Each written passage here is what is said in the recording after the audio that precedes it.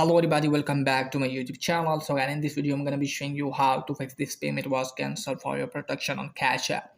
So guys, when you try to send the money to someone and it's showing the error like this, then guys what you need to do is just simply have to make sure that the number is in your contact, or make sure that you are not sending him money at the first time. Okay guys, when you are sending the money for the first time, that's why you are facing the error like this, because Cash App thinks you are sending the money to the scammers.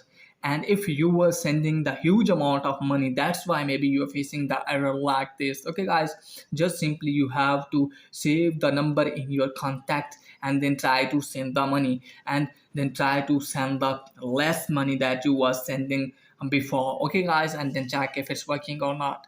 If it's still not working for you guys, if you have saved the number in your contacts and you are sending less money before, and if you are not sending the money to the first time and still you are facing the error like this, then maybe you are connected with VPN.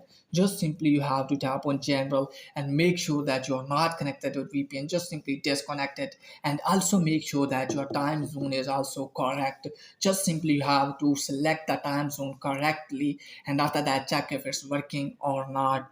If it's still not working for you guys, then make sure that your account is not signed in the other device. If your account is signed in the other device, just simply you have to sign out from that device and then try to send the money.